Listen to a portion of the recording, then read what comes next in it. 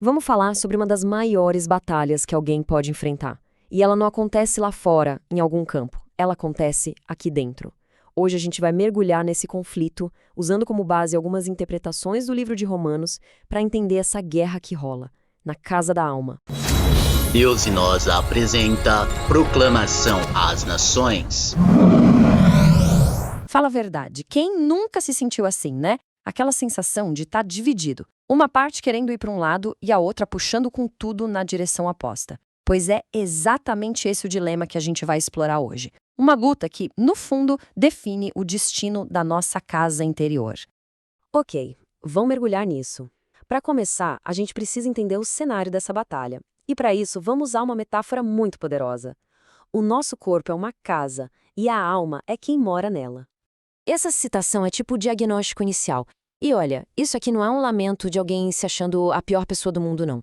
É o reconhecimento sincero de que existe uma desordem fundamental, sabe? Uma falha na estrutura que compromete a casa inteira. Uma bagunça que todo mundo, de um jeito ou de outro, reconhece. E é super importante a gente entender o que a palavra carne, ou sarx, no original grego, quer dizer. Não tem a ver com o corpo ser ruim. É, na verdade, a descrição de uma inclinação que a gente herdou. Pensa nisso como um defeito de fábrica espiritual que fica nos puxando para o caos, para longe do nosso propósito original. E, segundo essa linha de raciocínio, antes de uma intervenção divina, essa casa estava, digamos, sob uma gestão hostil. Imagina um invasor que tomou controle, quebrou todas as regras e espalhou o caos em cada cômodo. Era esse o estado da casa. Vamos avançar então. Mas, peraí. Se existia um manual de instruções perfeito para essa casa, a lei, por que ela não conseguiu arrumar a bagunça toda? Boa pergunta, né?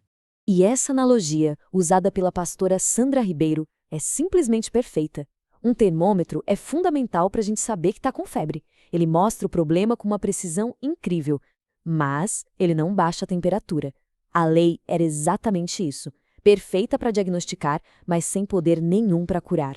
Então, o ponto crucial é este. A planta da casa, a lei, era perfeita, santa, justa, boa. O problema estava no material de construção da casa, a nossa natureza, a sarx, que era simplesmente fraca demais para conseguir seguir as instruções do manual. Esse quadro aqui deixa tudo preto no branco. De um lado a lei, a ferramenta de diagnóstico, do outro, Cristo, que não aparece na história para apontar o problema de novo, mas sim para ser a própria solução. Certo. Então, se a lei só podia mostrar a febre, qual foi a solução de Deus para a cura? Isso nos leva ao ponto de virada da nossa história, a intervenção divina. E é aqui que a história tem uma virada de roteiro espetacular. Em vez de enviar um novo manual de instruções ou uma reforma na planta da casa, Deus enviou uma pessoa. A abordagem mudou completamente de um o quê para um quem. E tem um detalhe aqui que é fundamental. Cristo veio em semelhança da nossa carne. Ou seja, ele habitou uma casa como a nossa, sentiu fome, cansaço, mas não carregava aquele vírus espiritual, aquele defeito de fábrica. Ele era tipo o protótipo de uma nova humanidade. Com a chegada dele, a nossa metáfora da casa chega no clímax.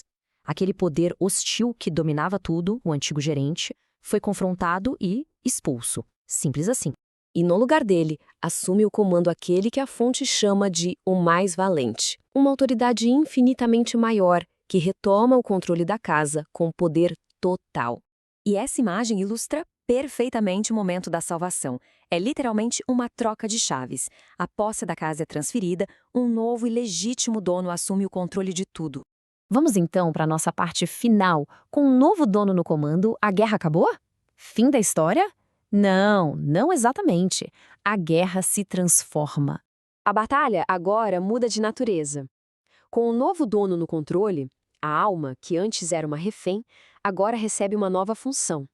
Ela se torna gestora, a administradora, responsável por manter a ordem e a harmonia da casa, sempre sob a direção do Espírito Santo. E como essa gestão funciona no dia a dia? É um trabalho constante, sabe? De organizar as emoções, dar uma boa faxina nos pensamentos e principalmente ficar de olho na porta para não deixar a carne entregar a chave de volta para os velhos hábitos que estão sempre tentando entrar de novo. Percebe a mudança gigantesca aqui? A vida deixa de ser uma luta solitária para obedecer uma lista de regras e se torna uma parceria diária com a presença desse novo dono, que agora mora dentro da casa. A orientação vem de dentro para fora. E toda essa análise nos deixa com uma pergunta final, bem direta. Olhando hoje para a casa interior, para o coração, quem de fato está com as chaves na mão?